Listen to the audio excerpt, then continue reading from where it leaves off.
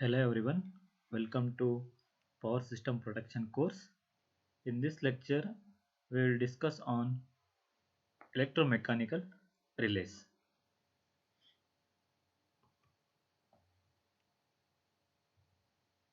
So before starting with the electromechanical relays, let us see the classification of the relays based on their construction and operation.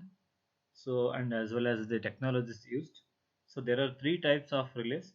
One is electromechanical relays, static relays, numerical relays. Electromechanical relays are called as first generation relays, static relays are second generation relays, numerical relays are third generation relays. And in electromechanical relays, the operating principle is based on the induction principle. Static relays, in static relays there will be diodes, transistors, rectifier circuits, those circuits will be there. And in numerical relays, it works based on the microcontroller or microprocessors. So these are the various types of protective relays in each category. So depending on the operating principle and applications. So in this lecture we will discuss about the electromechanical relays. So the name itself indicates electromechanical. So here we have the magnetic field, magnetic field, and as well as mechanical parts, right? So the electromechanical relay operates by mechanical forces generated on the moving parts due to the either electromagnetic or electrothermic forces that are created by the input quantities. So these electromechanical relays works based on either electromagnetic or electrothermic forces. And these electromechanical relays are of two types. One is electromagnetic relays, and these electromagnetic relays works based on the electromagnetic electromagnetic principle. And one more is thermal relays, and this thermal relays works based on electrothermic forces. So again, in electromagnetic relays, there are two types. One is attracted armature relays, and one more is induction relays. And attracted armature relays, these works based on the attraction principle. These are attracted armature relays works based on the attraction principle, and induction relays works based on the electromagnetic induction principle. So we will discuss first about the attracted armature relays. So attracted armature relays. So the electromagnetic force exerted on moving element, the electromagnetic force exerted on the moving element, that is the either it may be a armature or plunger.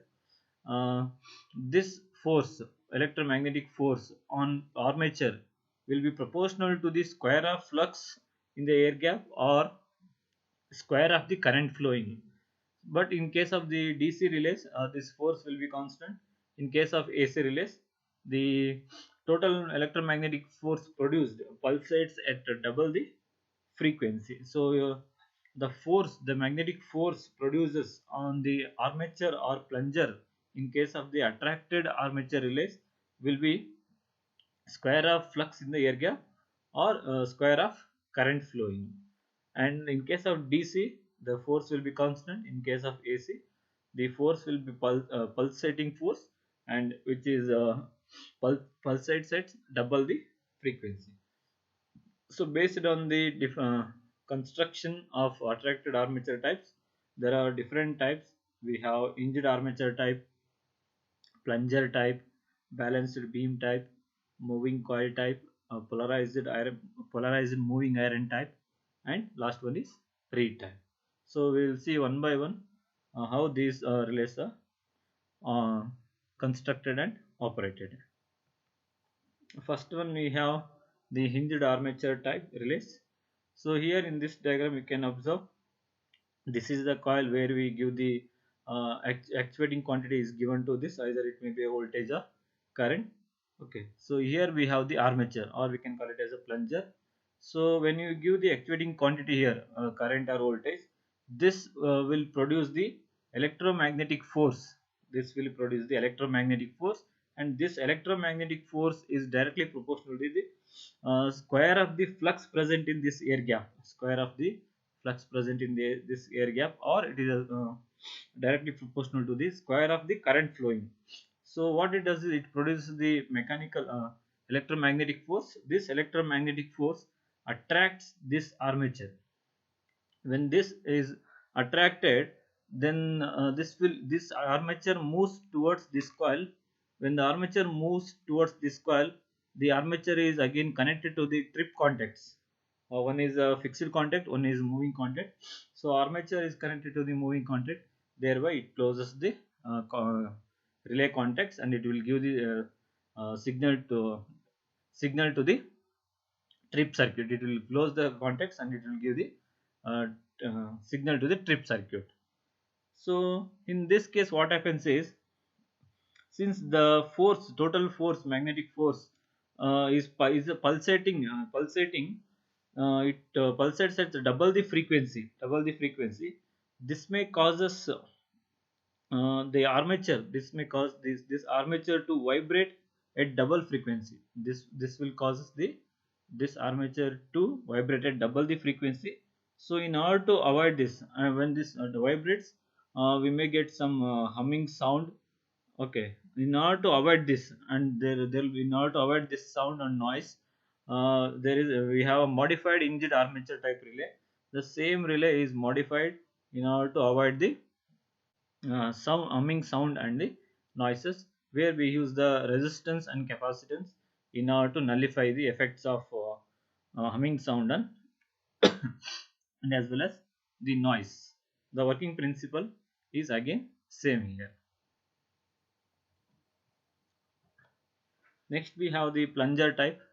So here we have a solenoid, and armature or plunger is made to move in and out of this solenoid based on the magnetic field produced by the solenoid. So whenever there is a magnetic field, this magnetic field attracts this plunger. This plunger will move in and out of the thereby it will close the contacts here. The spring is used to bring the this plunger to the open the contacts under normal operating conditions, and this movement of this plunger is controlled by this spring here.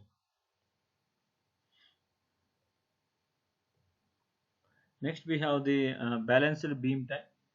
In this type there are two quantities here. One is operating torque. One is, there are two coils here. One coil produces the operating torque, this is I0.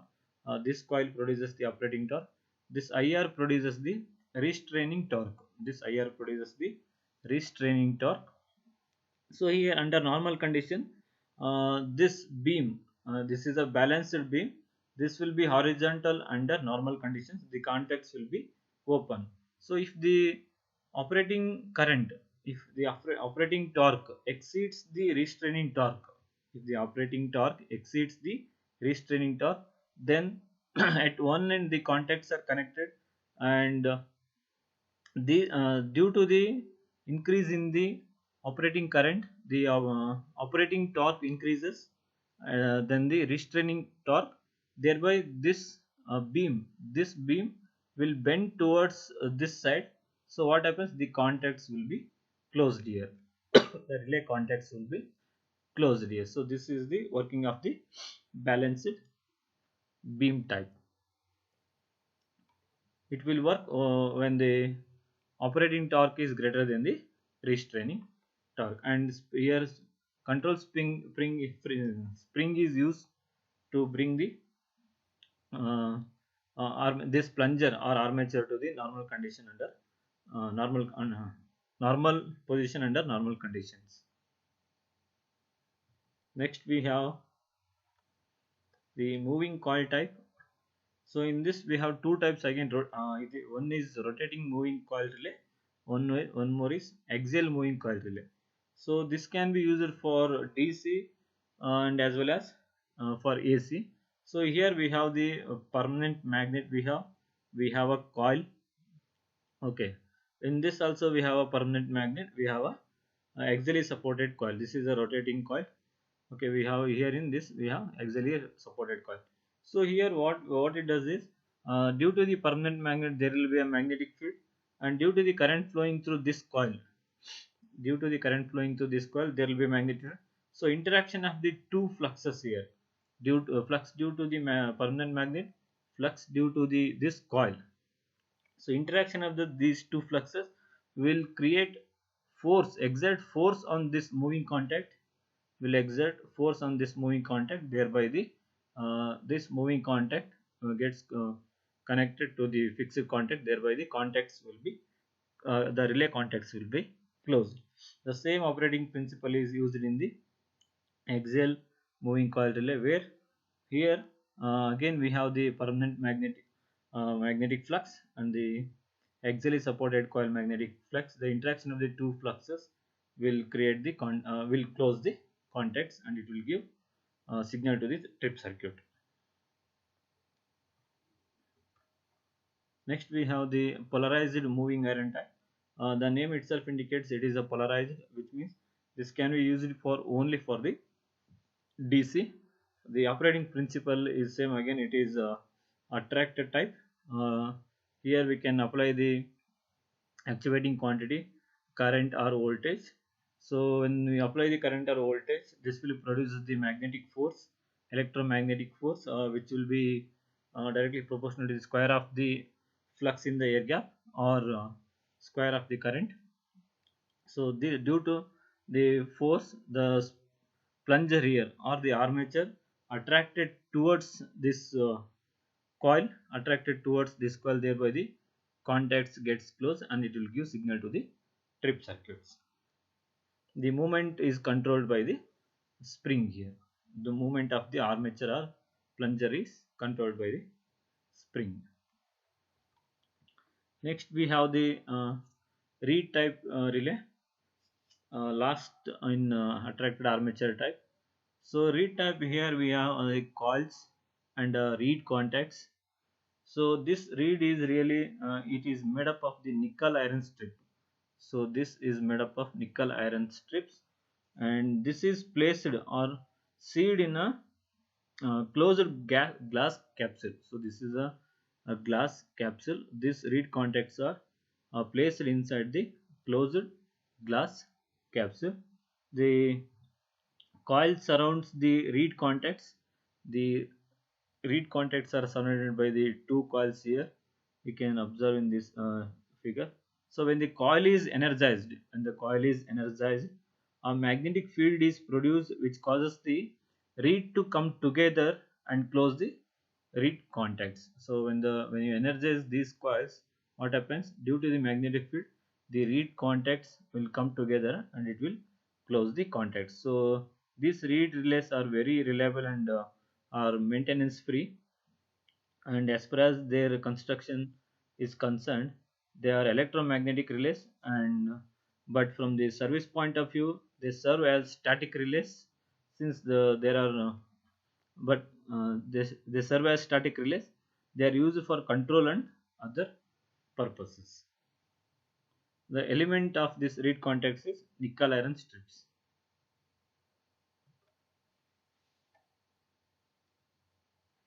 Next we have the induction relays. So till now we have discussed about the attracted armature type. Now we will discuss about the induction relays. So these induction relays use the electromagnetic induction principle for their operation, and their principle of operation is same as that of the single phase induction motor. Hence they can be used for AC currents only. So the operation of induction relays is very much similar to the single phase induction motors. Two types of constructions of these relays are fairly standard. One is with induction disc, and one more is induction cup type. So there are two types in induction relays. One is induction disc type and one more is induction cup type. In both types of relays, the moving element, that is disc, is equivalent to the rotor of the induction motor, and there is one contrast from induction motor, that is the iron associated with rotor is rotor in the relay is stationary. So we'll see the two types, that is induction disc and induction cup type relay. So in this figure you can see this is a induction disc relay. This is one more, this is a simple induction disc relay. This is the shaded pole type induction disc relay. So here you can observe this is a coil. This is a iron core. So when you apply the actuating quantity of this coil, here we have a plug setting. You can change the current settings here, set the current settings here using the plug setting. This is a plug setting. So this is a core part. When you apply the actuating quantity here, it will produce the magnetic field. Since here you can see we have a shading ring, so the magnetic field will be produced due to this unshading ring, and there will be one more magnetic field produced due to this shading ring. So there are two magnetic field here, so the interaction of the two magnetic fields produces the electromechanical force on the disc, thereby the disc rotates, and when the disc rotates it closes the contacts. In order to stop the disc, we have a brake magnet here. Similarly, the shaded pole type, we here also we have a two fluxes. One is due to the shaded pole part, one more is due to the unshaded pole part. Due to the interaction of the two fluxes, the disc rotates, thereby it closes the contacts. In order to stop the brake, we have a brake magnets here. Coming to the this is one more induction disc relay. This is called as a wattmetric type induction disc relay. So here also we have two coils per part. We have one coil in the lower part. We have one more coil, that is secondary coil. We have, this is called as relay coil, and this is called as secondary coil. So due to the presence of the two coils, there will be two fluxes: flux due to relay coil and flux due to secondary coil. The interaction of the two fluxes will produce the torque on the disc, thereby the disc rotates and it closes the contacts, and it will give signal to the trip circuit. So this is plug setting. We can set the currents.